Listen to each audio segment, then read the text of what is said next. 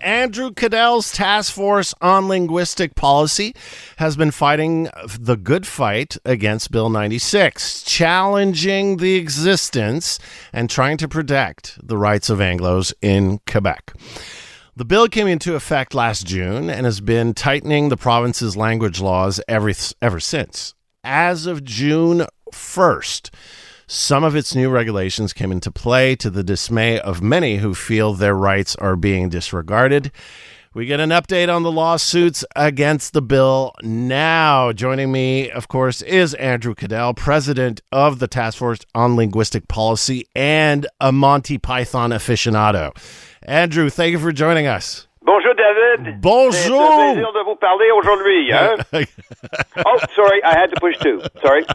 Okay, now we can speak English now. Okay. Man, Andrew, you got new writers. It's awesome. So I'm glad we can at least try to laugh about this situation a bit, but this is very serious. Tell me, how is the lawsuit doing right now? Well, we launched last week. My God, it feels like a year ago. I've had a lot of interviews on national, international radio and TV. We're getting some attention, which is good. We, believe it or not, when you sue the Attorney General of Quebec and the Attorney General of Canada, as we are, or when you're pursuing them, you actually have to send a bailiff to serve them. Mm-hmm. So they have now been served, and if the court date has already been settled. They said just a preliminary court date, of course, it's sort of perfunctory. But so July 5th, they better show up. Okay. So July 5th, a first hearing, or what? It's procedure, well, I have right? the feeling it's quite perfunctory. Yeah. It's probably sort of hi there. To appear. We recognize that you're doing this, and okay, well, now we get to work. Okay. And any exchanges at this point? Any communications? Not that I know of. Okay. All I know is our lawyers have served them in this, and they've received it. And remind us, Andrew, I know you spoke about this at length many times, as you just said, but still, what is in this lawsuit? What are the main arguments that you're putting forward? Well, it's essentially David versus Goliath. Yeah. In your case, you're not David. I'm used to it. Anyway, it's individuals that have been affected by the law in a very, very disgraceful or very, very difficult way that has damaged their lives. We have a woman whose son is 11 years old and who is severely autistic who can't receive care in English. We have a woman who's not an historic Anglophone who would like to be able to receive services, health care services in English because she has ulcerative colitis, and she can't. We have a businessman who is born and raised in Ireland, has a PhD, and is an incredible entrepreneur in the environmental sector. And he can't find employees, and he also is being forced to communicate with the Quebec government in French, whereas that wasn't the case before. So, these are people that, very much individuals that are affected, and we're fighting for them. We're standing up for them.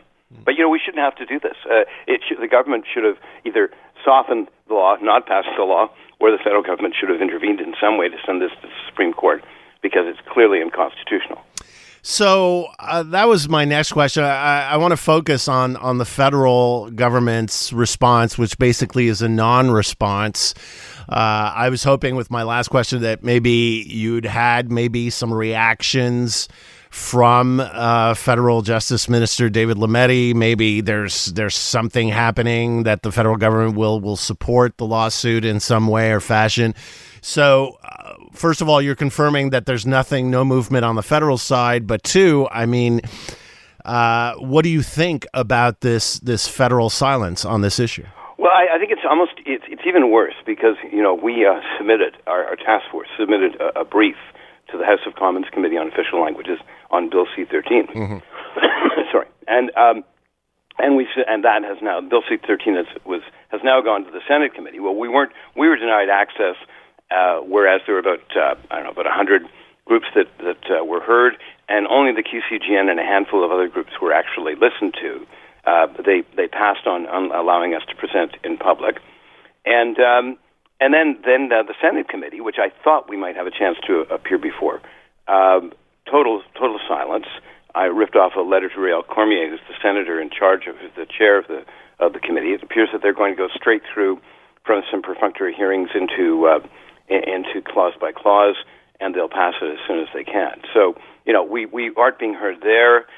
We weren't heard in the House of Commons. The federal government has really been silent on this, and I think it's disgraceful. We last spoke, you were good enough to call me on Friday when we talked to our listeners about that story of the day. It was, of course, the 311 message, the City of Montreal, the website, basically saying that Anglos are exceptions. And so you did a now very, very legendary impression of John Cleese. But jokes aside, now we've heard from Mayor Valérie Plante. The message has changed. This morning I read Martin Saint-Victor's op-ed in the Gazette saying, the mayor could have taken a different position, could have, fought, could have battled, could have, defended Anglos. So since Friday, I mean, what is your reaction to all of this? Things are getting worse. We've already had emails from people, one person who was told she couldn't speak English with her friends at break at her work, that she had to speak French all the time, even in private conversations between friends and colleagues. And then there was the story on Aaron Natasha the other day about the woman whose son wasn't allowed to apply to Canadian Tire because he didn't have a CV in French. And what's kind of a CV does a 16-year-old have anyway? Yeah, there are a lot of people that are quite malicious that are taking this into their own hands, and they're applying it in a way that is very, very negative. And they're they feel that the law gives them carte blanche, and that's just not fair.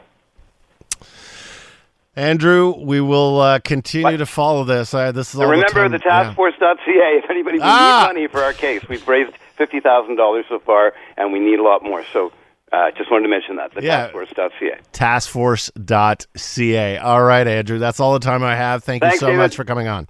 Take care. Take care. Andrew Caddell, president of the Task Force on Linguistic Policy.